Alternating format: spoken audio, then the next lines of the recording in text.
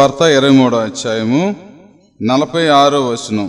అప్పుడు యేసు గొప్ప శబ్దంతో కేకవేసి, తండ్రి, నీ చేతికి నా ఆత్మను అప్పగించుకున్నాను నేను. ఆయన అలాగుని చెప్పి ప్రాణము విడిచాను. పరిశుద్ధుడా, అప్పటి వరకు మాటలన్నీ కూడా ఫలింపు దయచేయమని, నన్ను కూడా బలపరిచి మీ సిలువ సాటిన దాయమని, పరిశుద్ధాత్మ శక్తి ఇక్కడ ఉంచమని యేసు నానబెట్టి అడుగుతున్నాము తండ్రి, ఆమె. కాబట్టి 7వ మాట చెప్పి నేను ముగిస్తాను. ఫస్ట్ మాట లత చెప్పింది. ఆవిడ ఎలా క్షమాపణ పొందిందో, ఎలా క్షమాపణ అడిగిందో, ఎలాగ అనుకుందో చాలా చక్కగా అనిపించింది నాకు. అయితే సరండి, నేను కూడా అలాగే సరి చేసుకుంటే ఎంత బాగుంటుంది. తర్వాత 2వ మాట ఆయన అనిత గారు చెప్పారు కదా, మరి చూడండి, మన సమయాన్ని సద్వినియోగపరచుకోవాలి, పశ్చాత్తాపడాలి. చూడండి, నిజంగా చాలా చక్కని, నేడే నువ్వు నాతో కూడా మనం మొదటి దొంగలాగా ఉండకూడదు. ఎలాగ ఉండాలి? ఒక మాట నాకు చాలా ఆశీర్వాదకరంగా అనిపించిన మాట ఏంటంటే, 2వ మాటలో ఎన్ని అపహాసం చేసినా ఏం చేసినా ఆయన మౌనంగా ఉన్నారు, నోరు తెరవలేదు అని చెప్పినప్పుడు నాకు అనిపించింది, నిజంగా నేను కూడా ఈ అనుభవం నేర్చుకోవాలనిపించింది నాకు. సరే, 3వ మాట మనుష్య కూడా చెప్పారు కదా, దేవుని బెస్ట్ ఫ్రెండ్ లాగా ఉండాలి, కానీ తల్లిదండ్రులు చూడండి ఫ్రెండ్స్ లాగా ఉండాలి. దేవుడు అయితే బాధ్యత, ఒక తల్లిగా అత్తగారైనా సరే మన బాధ్యత మనం నెరవేర్చాలి. ఒక క్రైస్తవులు మనమే నెరవేర్చకపోతే ఎలాగండి? సరేండి, ఆ పాప చక్కగా చెప్పారు. మరి కోటేశ్వరరావు గారు చెప్పారు, ప్రతి ఉదయం నా దేవుణ్ణి ఎత్తుక్కోవాలని. సరే, నిర్లక్ష్యంగా ఉండకూడదు. ఆయన అంటే సరే, ప్రతి ఉదయం నా ప్రభు సన్నిధిలో ఎత్తుక్కోవాలి, అలక్ష్యంగా కాకోకుండా. చాలా చక్కగా చూడండి, ఆ మాట నాకు అనిపించింది. కోటేశ్వరరావు గారు చక్కగా చెప్పారు. సరేండి, అవును. ఆయన అంటే మన దోషాలన్నీ కూడా ఆయన మీద మోపినప్పుడు తట్టుకోలేపారంట. దేవా దేవా నన్ను ఎలా నువ్వు. బాబీ కూడా చెప్పాడు కదా, పిల్లలను నడిపిస్తున్నప్పుడు, బండితో నడిపిస్తున్నప్పుడు ఒకసారి వదిలేస్తారు చెయ్యని. సరేండి, అవును. కాబట్టి పిల్లరా, మరి 5వ దప్పుకొనిసున్నా నిజమే. ఈ లోకంలో ఎన్ని రకాల దప్పికలు, సరేండి, ఆశలు అన్నమాట. మాస్టర్ గారు కూడా చెప్పారు కదా మాట దప్పి గురించి కొన్ని మాటలు. అక్క చెప్తున్నప్పుడు నాకు అనిపించింది, నాకు కొంతమంది బైబిల్ ప్రారంభిస్తారు కానీ వారు సమాప్తం చేయలేరు. ఉపవాస ప్రార్థన ప్రారంభిస్తారు కానీ, నిజమే, మనం కూడా చాలా అనుకుంటున్నాం కానీ మనం పూర్తి చేస్తున్నావా? కొన్ని మిగిలిపోతున్నాయి మన భక్తిలో, అవునా కదమ్మా? కొన్ని మిగిలిపోతున్నాయి. అలా కాకోకుండా నిజమే, మన సాక్ష్యం చెప్తూ మనుషులను తీసుకొస్తాం, మనం సిగ్గుపడకూడదు. సరే, మన ఎవరికైనా సరే, మన పక్కన వాళ్ళకి, మనతో పాటు పనిచేసే వాళ్ళకి చక్కగా సాక్ష్యాలు మనం కూడా చెప్తూ ఉండాలన్నమాట. సరేండి, అవును. కాబట్టి 7వ మాట ఏంటంటే, మరి తండ్రిని నీ చేతికి నా ఆత్మను. కాబట్టి మనం ఏం చేయాలంటే మన ఆత్మను దేవునికి అప్పగించాలి. ఈ లోకంలో ఇరుక్కుపోకూడదు, మచ్చలు పడకూడదు. చూడండి, ఒక ఆర్టీసీ బస్సు వెళ్ళిందంటే మళ్ళీ డ్యూటీ అయిన తర్వాత మరి ఎలాగ అప్పగించాలి? గీతలు ఏమైనా పడితే మళ్ళీ ఆ జీతంలో కట్ చేస్తారు, అంత జాగ్రత్తగా అప్పగిస్తారు వారు. ఏదైనా పనిముడి తీసుకుంటే మనం కూడా అప్పగిస్తాం, అంతేనండి, అవును. అలాగే పిల్లరా, చూడండి, మనం దేవునికి మన ఆత్మను మనం అప్పగించాలి. ఇది ఆ భక్తిలో మనం గెలిచే విధానం. సరే, అప్పగించకపోతే చూడండి మనకి చాలా కష్టమైపోద్ది, మన ఆత్మ నరకానికి వెళ్ళిపోద్ది. చూడండి, నేను ఒక మాట చెప్తాను. మనిషిలో 3 రకాలు: దేహము, ప్రాణము, ఆత్మ. దేహానికి పెట్టిన శ్రద్ధ, ప్రాణానికి ఉన్న భయం, ప్రాణానికి ఉన్న శ్రద్ధ ఆత్మకుందా?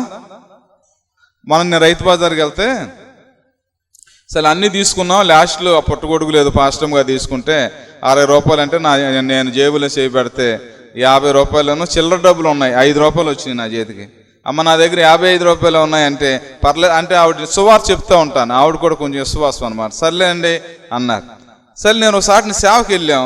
సేవలో జేబులో చేయి పెట్టే, ఊరికి నేను జేబులు చేయి పెడితే 2 రూపాయలు పిల్ల తగిలింది. అయ్యో, నేనేమో ఇంతే ఉన్నాయి అమ్మ అన్నాను.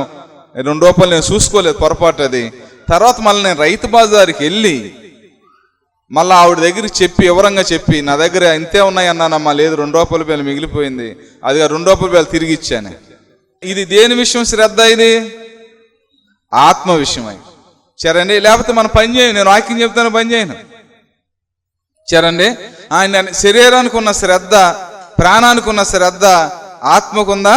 అది కూడా తీసుకోవాలి. చూడండి, మీకు ఒక మంచి మాట చెప్తాను నేను ఈ సమయంలో. చూడండి, మీకు ఒక మంచి మాట చెప్తాను చూడండి. దేవుడు మన కోసం ప్రాణమే పెట్టాడు కదా, ఎంత ప్రేమించాడు ఆయన మనల్ని. చూడండి, చాలా ఎంత ప్రేమించాడండి, ఏం చెప్తాం. దేవుడు లోకమును ఎంతో, దానికి అద్దు లేవు. చూడండి, అవును. కాబట్టి నేనేం చెప్తున్నానంటే, ప్రాణమే పెట్టిన దేవుడు నీ చిన్న బలహీనతను క్షమించలేడా? నిన్ను దీవించలేడా దేవుడు? తన ప్రాణమే పెట్టిన దేవుడు నిన్ను ఆశీర్వదించలేడా? నిన్ను బలపరచలేడా? నీకు మళ్ళా రక్షణ ఇవ్వలేడా? చూడండి, ప్రాణమే పెట్టిన దేవుడు, అంత ప్రేమగల దేవుడు చూడండి నీ కోసం ఏమైనా చేయగలుగుతాడు. కాబట్టి నువ్వు కూడా శ్రద్ధ నిలుపు, ప్రార్థన చేయి ప్రభు సన్నిధిలో. ముందలకు రానువు, మళ్ళా నువ్వు ముందలకే రాను. ఒక దేవుని సేవకుడు ఏం చెప్పాడంటే, సిలువలో ఇలా చేతులు పెట్టినప్పుడు చూడండి ప్రభు ఒక సందేశం కూడా ఇస్తున్నారంట. ఆగండి, ఇక ఆగండి బాబు, నరకానికి వెళ్ళకోకుండా ఇక ఆగండి. నేను మీ బదులు సిలువలో మేకులు కొట్టబడ్డాను, సిలువే పడ్డా, మీరు ఆగండి, ఇక నరకానికి వెళ్ళొద్దు అని ఆపు చేస్తూ ఉన్నారట. 2 చేతుల సందేశం. చూడండి, అవును, ఎంత మంచి ప్రేమ గల దేవుడు. నేనేమైనా సరే నేను బలపరుస్తాడు, నిన్ను ఆదరిస్తాడు, నేను లేవనెత్తుతాడు, లేరా మీకు మళ్ళా రక్షణాన్నం ఇస్తాడు. నువ్వు మనసు పెట్టాలి ప్రభు సన్నిధిలో. ఆయన ప్రాణం పెడతాం ద్వారా పరలోక మార్గం అనేది ఏర్పడింది, మంచి హైవే రోడ్డు పడిపోయింది. చూడండి, దాంట్లో నువ్వు నడవపోతే అది మన అజ్ఞానమే. ఏ అజ్ఞానమా? ఎవరి అజ్ఞానం అది? అసలు మన హృదయం మనకు తెలియపోతే మనకన్నా అజ్ఞానవంతులు ఎవరు? మొన్న ఇక్కడ మారుమోసి పొందుతున్నాను, మన కుర్రోళ్ళు పోయిన వారంలో 3. ఆయనతో పాటు ఇంకొక ఆయన కూడా వచ్చి పెద్ద ఆయన ప్రార్థన చేసుకుంటుంటే ఓ సేవకులు వచ్చారు మా మధ్యకి. నేను సేవకుని పిలిచా. చూడండి, వాక్యం చెప్పినప్పుడు, అయ్యా మరి చూడండి నువ్వు ఛానల్ మట్టి ప్రార్థన చేసుకుంటున్నావు, పశ్చాత్తాపడుతున్నావు. ఇదిగో ఈ సేవకుడి దగ్గర నీకు దేవుడు ఏం చూపించారో, నువ్వు బాల్యకాలం యవనకాలం నువ్వు ఎలా జీవించావో ఒక్కసారి అంత క్లీన్గా చెప్పేసుకో ఆయనకి. ఆయన దేవుని సేవకుడు, ఆయన దేవుడికి అప్పు చెప్తాడు, అప్పుడు నీకు సంపూర్ణ రక్షణ అనేది ఏర్పడుద్ది అని చెప్పాను. సరే అలా కూర్చున్నాడు, అన్నీ చెప్పేశాడు ఆయన, అన్నీ చెప్పాడు, క్లీన్గా అన్నీ చెప్పాడు. తర్వాత నేను సాయంత్రం అడిగి ఆయన పక్కన కుర్చీలో కూర్చుని, అయ్యా నువ్వంతా ఆయనకు చెప్పావు కదా, సేవకులకు చెప్పావు కదా, మరి నీ హృదయం తేలికైందా, బాగుందా అంటే కొంచెం ఉందండి, ఎక్కడో ఫ్రీగా లేదు అని చెప్పాడు ఆయన. అంటే తన హృదయం ఎలాగుందో అన్న సంగతి చెప్పాడు ఆయన. కొంతమందికి తన హృదయం ఎలాగుందో కూడా తెలియదు. చూడండి, కొంచెం ఉంది, క్లీన్ అయింది, శుద్ధ అయింది, ఒప్పుకున్నాను, కన్నీరు కార్చాను, ఇంకా ఎక్కడో కొంత ఉంది, ఏదో ఒప్పుకోవాలి, ఏదో సరి చేసుకోవాలి. తెలుస్తుందండి మన హృదయం, మనకు తెలుస్తుందా?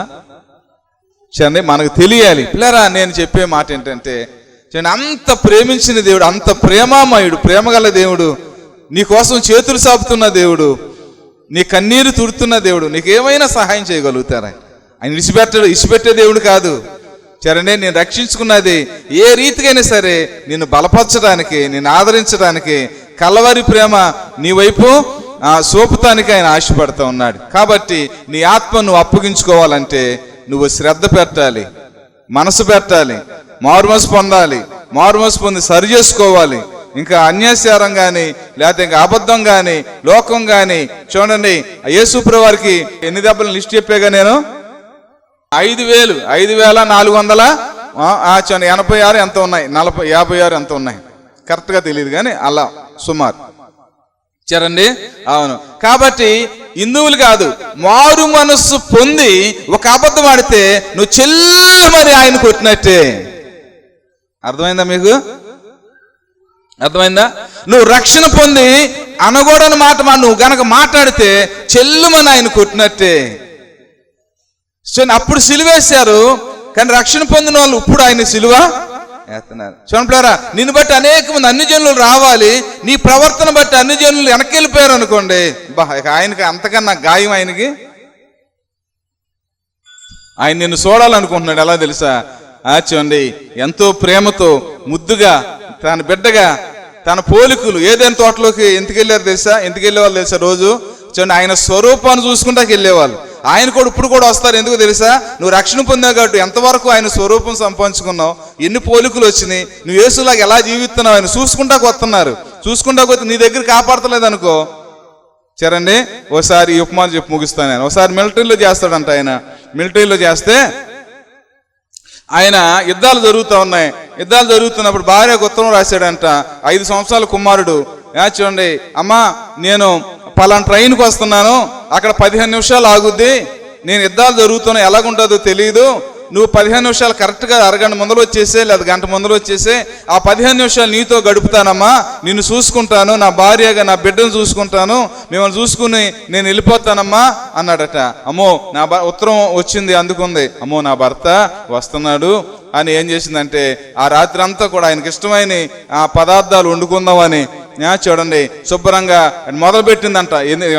ఏమని వండుతోంది.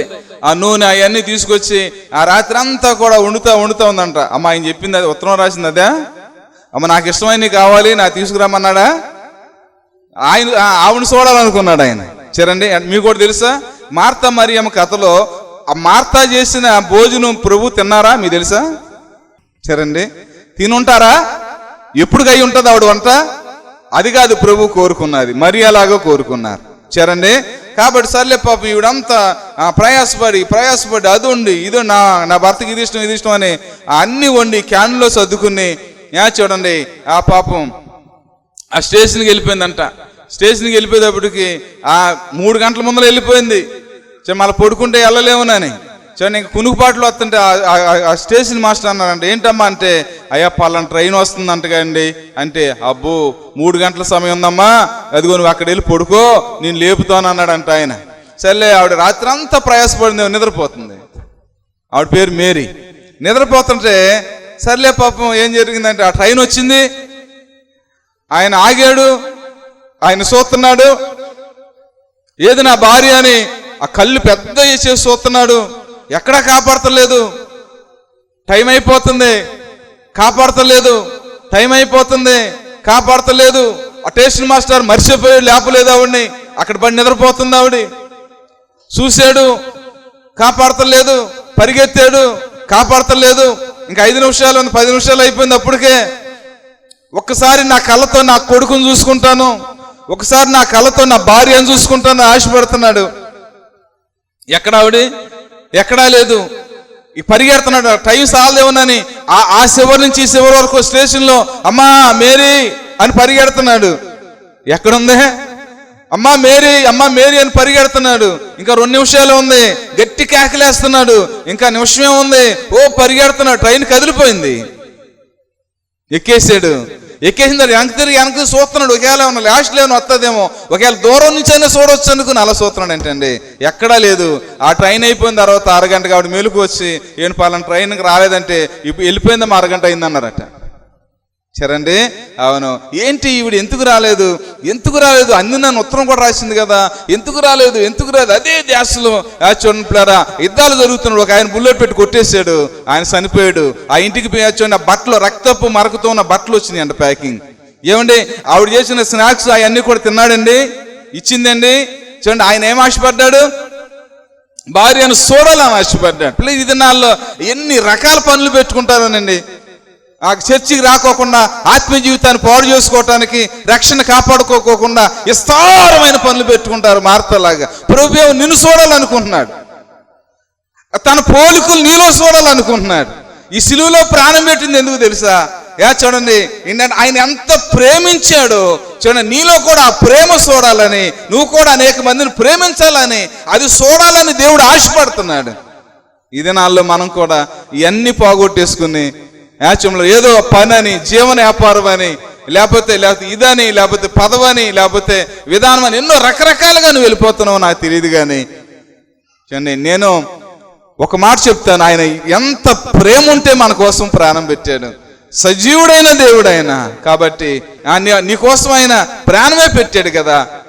చూడండి నువ్వేమి చేయలేవు, కానీ ఈ సమయంలో ఇదిగో దేవా నా జీవితం నేను సరి చేసుకుంటున్నానయ్యా, నేను ఒప్పుకుంటున్నానయ్యా, నీ కోసం బ్రతుకుతానయ్యా, నేను వెనక్కి వెళ్ళానయ్యా, నేను సల్లారేనయ్యా, నేను సల్లారిపోయానయ్యా, నీ రక్షణ నేను పలానా సందర్భంలో పోగొట్టుకున్నానయ్యా, నా నోటి మాటను బట్టి నిన్ను చెల్లిమని కొరడాతో కొట్టింది నేనేనయ్యా. ఇన్నిసార్లు బహిరంగ నేను సిలువెత్తన్నానయ్యా, ఇంకా నేను సిలువైనయ్యా. ఈ సంవత్సరం 2025 సంవత్సరం ఈ గుడ్ ఫ్రైడేలో నా జీవితాన్ని, నా మనస్సును మార్చుకుని నీకోసం నేను ఖరారుగా బ్రతుకుతాను ప్రభువా అని ఒక మంచి తీర్మానం చేసుకో. దేవుడు నిన్ను దీవిస్తాడు.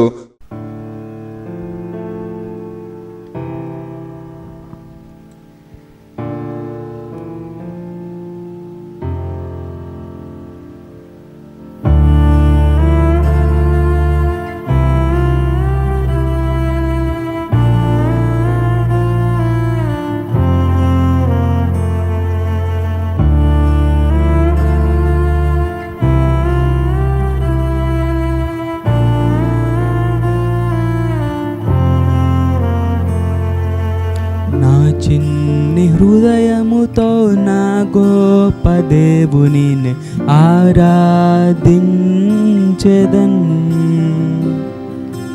పగిలిన నా కుండను నా కొమ్మరి యొద్దకు తెచ్చి బాగు చేయమని కోరెదన్. నా చిన్ని హృదయముతో నా గొప్ప దేవుని ఆరాధించెదన్. పగిలిన నా కుండను నా కొమ్మరి యొద్దకు తెచ్చి బాగు చేయమని కోరెదన్. ఓ సన్నా ఓ సన్నా యూదుల రాజుకే, ఓ సన్నా ఓ సన్నా రానున్న నా రాజుకే.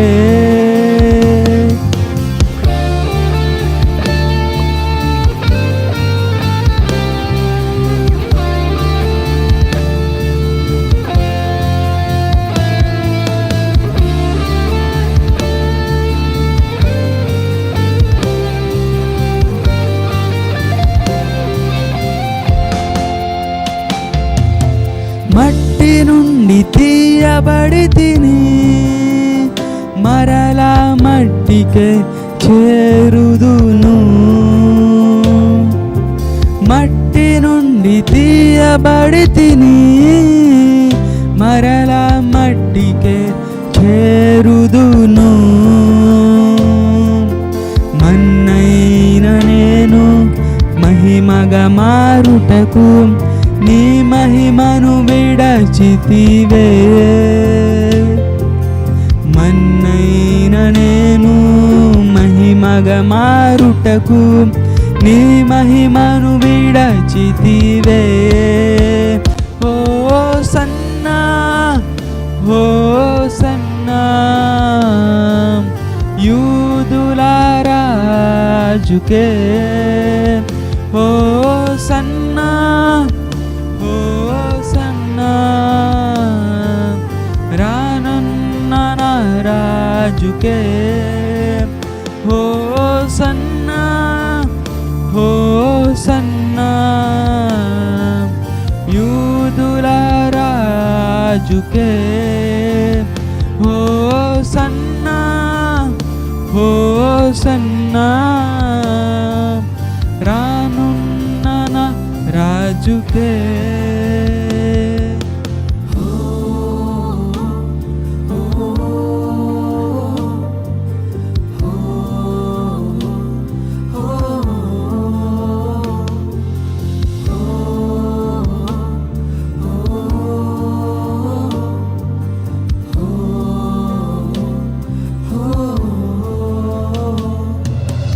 అడుగులు తడబడిన వేళలో నీ కృపతో సరిచేసితివే. అడుగులు తడబడిన వేళలో నీ కృపతో సరిచేసితివే.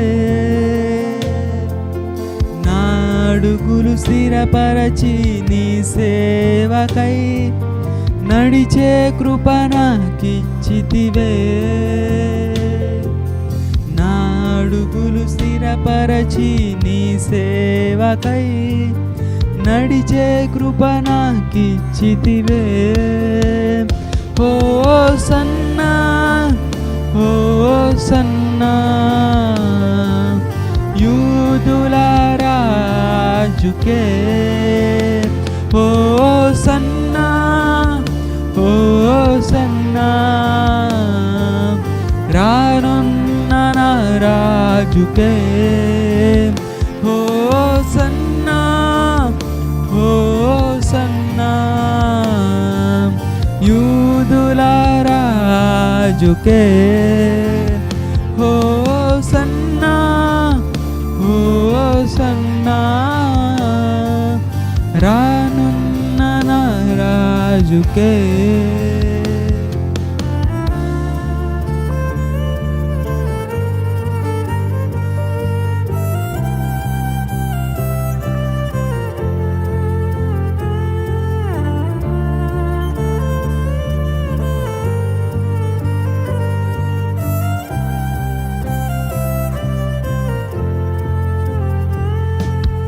ఈ లోకయాత్రలో నాకున్న సంతయు, ఈ లోకయాత్రలో నాకున్న సంతయు, నా తుది శ్వాస విడచే వరకు నీ పేరే ప్రకటించాలని. నా తుది శ్వాస విడచే వరకు నీ పేరే ప్రకటించాలని.